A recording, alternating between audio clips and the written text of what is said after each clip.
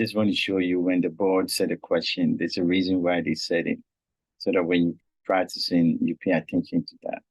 It's just a concept. This is a question I put on my community field for people to take a look at those questions. So I'm going to review those questions. This is number one, is infectious control. But there is a concept there. To be able to answer the question, you have to pay attention to the concept. Take the concept, then use it to figure out the answer. Which client should the next question? That means something is wrong. The current isolation protocol or practice. The nurse is doing something that is not supposed to be doing, right?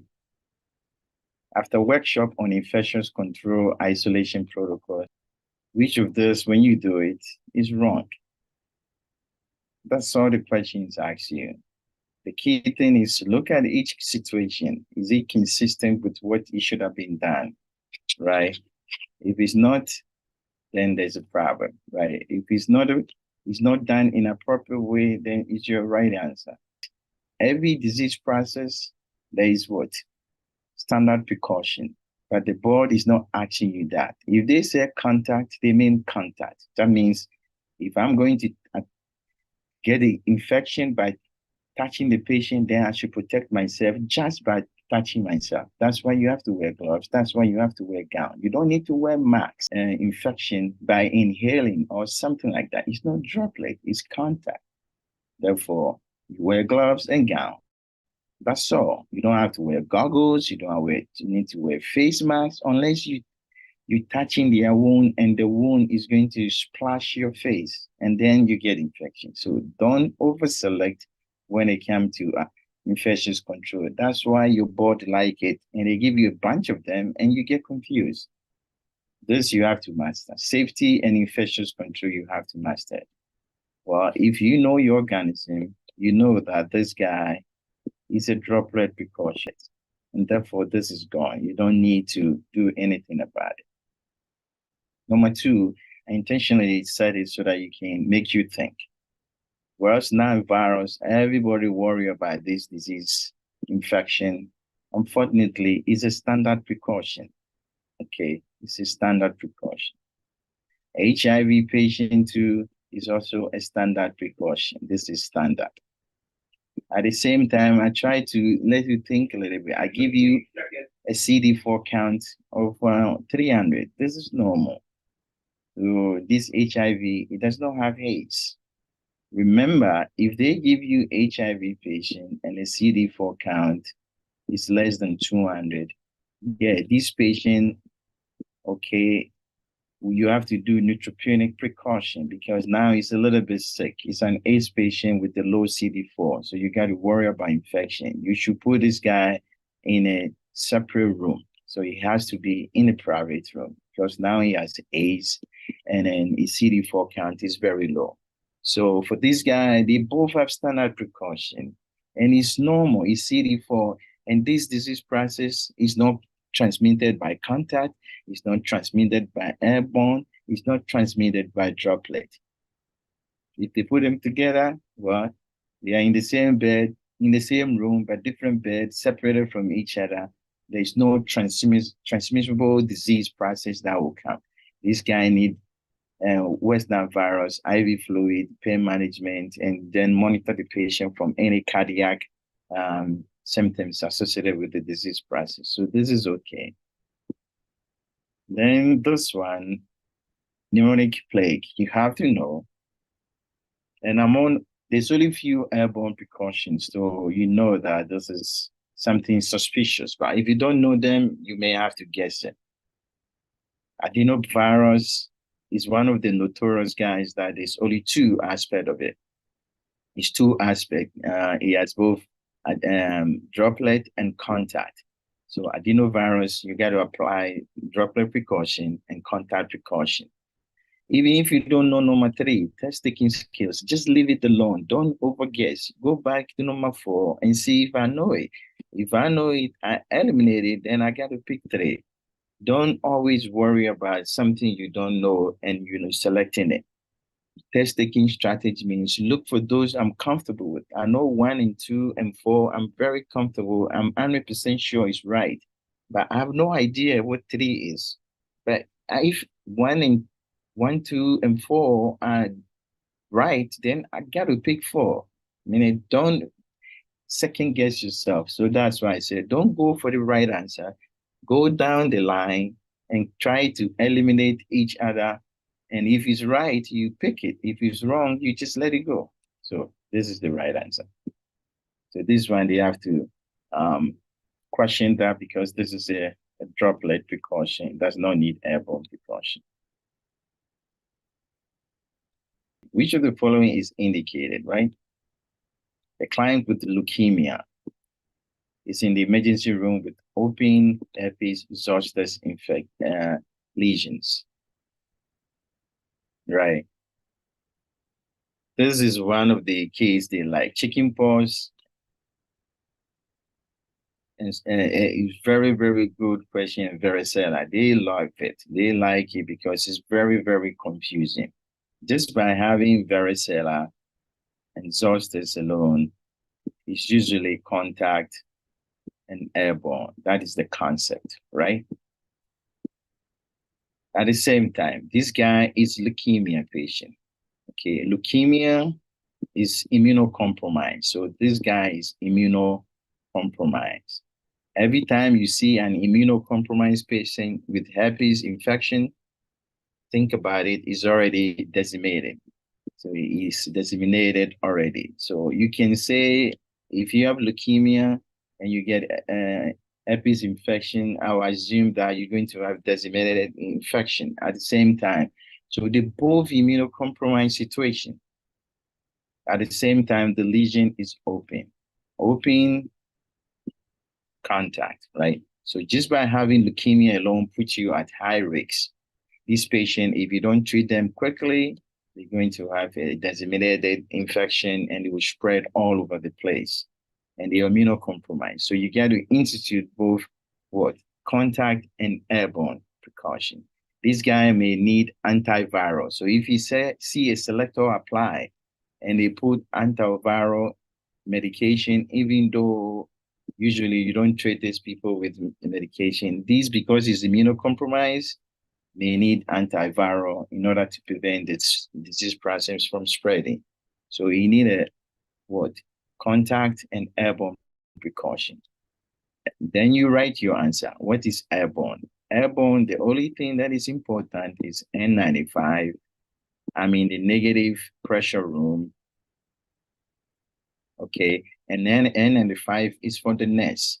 The patient does not wear anything unless they're going to get X-ray and they will put on just a surgical mask. They are in a room which is private. The main door is completely closed. The side door is where the nurse go here. Patient will be here. And so you go here, see the patient, keep your mask on. And then when you come out here, you can take your mask. Because there is contact, you wear your gown here in this room, gown and gloves here, and go and see the patient. You take your gown and gloves after you see the patient, leave your mask on and come out and take it out. This door is closed all the time. That is what you do for this situation. By intentionally deceive you, I do not want to give the answer away. And that's sometimes the board will try to do, confuse you. Surgical mask, you know the nurse has to wear N95. There's no need for goggles. You're not touching any wound. Of course, private room is good, but the door needs to be closed, right? The room that moves air directly to the outside. Some people may not know that. That is why I use that word. Most of the time, they always put negative pressure room and private negative, but this is the same thing. Room that moves air directly to the outside and prevent the air from circulating in the hospital is called a negative pressure room. So this is the same thing as negative pressure. Of course, I see negative pressure. I say, hey, this is the good one. Instruction to remove the gown outside the client's room. It's a contact precaution. Contact precaution, you don't need to remove the gown outside. Remove the gown inside the patient room. So this is a trap. Don't remove your gown outside. So this is wrong. This is wrong. This is wrong. This is the right answer. But this question is loaded. It has a lot of concept. One, leukemia is immunocompromised patient. Two, you have herpes zoster, and that is open. A combination of open and a leukemia patient. Think about an immunocompromised patient with herpes zoster. They're going to have a disseminated disease process. So you have to consider them in a whole open, contact precaution, and airborne, and then look at each answer's choices and figure out if it's consistent with that. Don't over-select. You don't need a surgical mask. You only need a surgical mask for the patient when they go into the X-ray. Goggles is not indicated. It's not part of contact unless you're washing their wound. The main door needs to be closed. The patient should be in the private room in what? Negative pressure room, which is the same that as the room that moves directly to the outside. Your gown, you put on the gown in the side room, and your mask, which is N95, and your gloves. You go see the patient. When you finish, you remove your gown and your gloves. You keep your mask on. You go into the side room, and you can keep it there until you leave the whole place, and you remove your N95. That's all. Concept, like I said. That's all. That's what you need. Don't guess too much. Just figure out what you need to answer the question, and the question become something easy. The same thing, right? Which client should be assigned to this room? A nurse has one isolation room in the emergency room. You have 4 patients, and you have 1 room, 1 isolation room. Who are you going to give this to? You got to figure it out. Right? Who is the one? The way to answer, which one is the best way? Isolation room. And what do we have? 1 single room. You need to assign an isolation. That means probably all of these patients may need isolation, but you just have 1. So how would you know whether to give 1 to another or the other? The best way to think about is to go back to the concept. Okay. When we start with the what? Airborne. You have airborne, right? You have droplet, and you have contact. You start from here. Contact, I have to be close to you.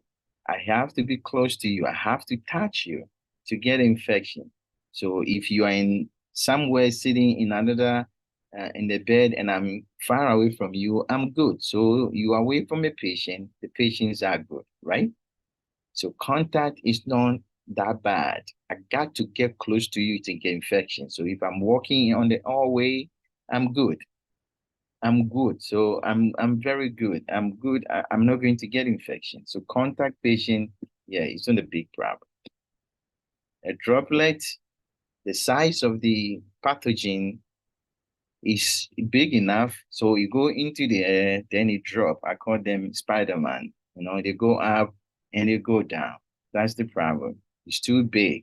And so you cannot stay in the sky for a very long time. That's why you wear surgical masks.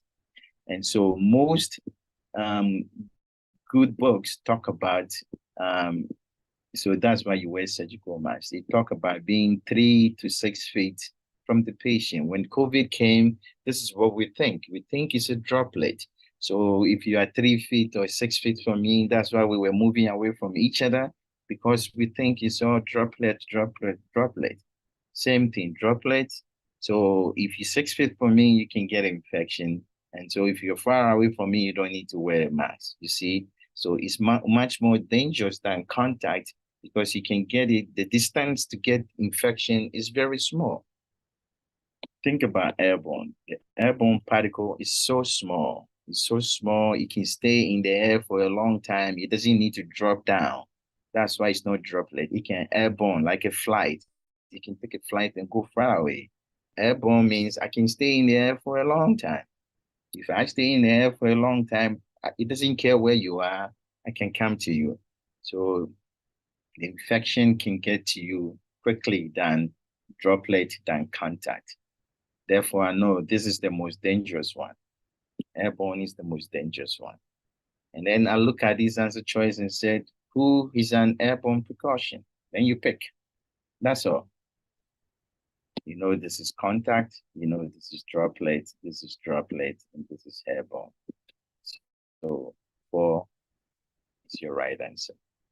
So they can change whatever organism, but that is why you have to master the organism to understand the transmission process.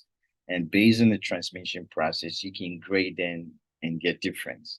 So airborne is more dangerous because it doesn't have restrictions of how far you have unless you are in a negative pressure room. That's why we put it there. Otherwise, if you leave these 4 people sitting there, somebody with the small parts may spread it to a bunch of people. So 4 is your right answer. And this is a very busy slide, but it's straightforward. There's only one word there that you have to pay attention to. And this is evaluating 4 clients in the family medicine clinic. Which of the following clients satisfy the diagnosis of what? Metabolic syndrome. Don't even look at the answer choice if you don't know what metabolic syndrome is. If you don't know, then you're going to guess. Try and master the concept. You see, most of the concepts are one word. What is metabolic syndrome? You ask yourself, what is that? These are risk factors for cardiac disease. There's 4 specific ones you have to know. And if you know, you'll be able to answer this question. But don't look at the answer choice because I put so many numbers there, you'll be confusing. And I'll show you how to find the answer. The key is there's 4 constituents of the metabolic syndrome. Is your waist circumference, okay? And it's between a male and a female. So male and a female. For female, you just need 35, greater than or equal to 35 inches. So for men, greater or equal to 40 inches. That's number 1. You got to satisfy it. Then glucose. Your fasting glucose is greater or 200. Or you're taking medication, plus medication. If you're on medication for glucose control, yeah, you meet that criteria. This is the one that is confusing. High density lipoprotein. The higher the normal, the better. The lower is bad. That's the confusion. So if it's high, it's good. For men, if it's less than 40, this is men, is bad. For female, if it's less than 50, is bad. Okay? And then triglyceride, DTG, is greater than 150. If it's greater than 150, or you're on medication, plus medication, you meet the criteria. And finally, your blood pressure. This one, you got to be careful. It's just, there's 3 components. So some people get confused. Your systolic can be high, but your diastolic will be normal. You still meet the diagnosis. So systolic blood pressure greater than 130 or equal to. Diastolic blood pressure is greater than equal to 85, or you're on medication. So you don't need to have all of this. So there's an or here, or. So either your systolic blood pressure is greater than 130, or your diastolic pressure greater than 85, or you're on medication. Triglyceride, your normal is greater than 150, or you're on medication. So these is the criteria, and then you go through them. If they give you questions like that with a bunch of set numbers, look for one wrong one and cancel it. Then you move forward. That's all. You just cancel, don't satisfy all of them. So far as one is wrong, yeah. So for a male with the what? Waist circumference of 35, right? Is good, right? This is good. The blood pressure is what? 130. So this meets the criteria, right? But the finger, that's not. The other thing too, you got to have 3 or more. That's the key. After all this, you need to have 3 or more. So when you go through each of them, some people will meet 2 criteria. Some people will meet 1. Some people will meet 3. So 3 or more is your right answer. And you can see number one, this is eliminated. This is one, this is eliminated. The triglyceride is normal. Is high density lipoprotein is what? It's 45. And this is what? 40. So this is eliminated. You just have one criteria. And you keep on going down. But you have to understand that you got to have three or more. And when you do that, four is your right answer. Because this female, if you look at your numbers, 35 is greater than this, 36 is greater than that. This blood pressure, this and this meet the criteria. All this does not. High density lipoprotein is 45, is less than 50. You see, so she has 1, 2, and 3. Okay, so that's the way to answer this question. But you have to, it takes some time to go through all of them and cancel it. So number 3, 4 is the right answer. This is the same thing. You can't answer this question without understanding one keyword. So I just giving you this thing so that you can understand when you answer the question, you know how to approach it. The client is in hypovolemic shock after pelvic surgery. Which of the following indicate the compensatory stage of shock? There's 4 stages of shock. There's the initial stage, okay. Then there's when you compensate. Then there's where you become progressive. And then refractory. So when you go into shock initially, yeah, your body is just getting used to it. That's the initial. Most of the time, your heart rate, your respiratory goes up, your body basically in a high hyperdynamic state. So that's what usually happens initially. When you start to compensate, your body will raise your heart rate. So compensation, the main thing is I'm increasing your heart rate and I'm clamping down. Vasoconstriction, that is the main thing to improve circulation, but your blood pressure is still normal. When you go to progressive state, this is the first stage, your blood pressure goes up, down. And then when you get to the refractory, your blood pressure is way low, your respiratory rate is way low. Basically, this is the stage you can come back. But you can't memorize all the numbers. I'm giving you the key fact that you're supposed to be able to recognize it, because that's the way they're going to trick you. So the first time you see hypotension is at progressive state. At compensatory state, your blood pressure is still normal. That is the key concept to answer the question. Therefore, when you look, I know compensatory blood pressure is normal. Therefore, I'm eliminating number 2 and number 3. And I'm left with what? 1 and 2. You see, I'm not wasting time. I take the concept, I say compensatory blood pressure should never go down. It's still normal. Initial is normal, compensatory, your blood pressure is normal. But the difference between initial and the compensatory, because you have vasoconstriction and you tachycardic. Your skin is clammy and cold and clammy. So that's the signs of that. Now, 2 and 3, you are either in the progressive or refractory state, depending on your heart rate. This patient heart rate is 8, so probably they are in a refractory state. This heart rate is very high. This is in the progressive state. So that's all the things you'll be able to figure out. But 1 and 2, the difference between 1 and 2, even though the blood pressure is normal, the heart rate, the respiratory rate is too low. That's like this level is responsible for refractory. Your respiratory rate should go up, your heart rate goes up, but your blood pressure is normal. So this is a compensatory stage of shock. You see what I did? Just the concept. If you know the definition, they're not going to trick you. The key aspect is blood pressure. So that's why I give you those numbers. And when you look for it, try to eliminate other answers, and the rest you can figure it out based on, they will try to trick you, but you can figure out by doing checkers, basically. 5 questions, all concept. I hope you enjoy yourself. Thank you for watching. I hope you learned something from it. If you need more of this, then you know where to find me. Thank you very much and have a great day.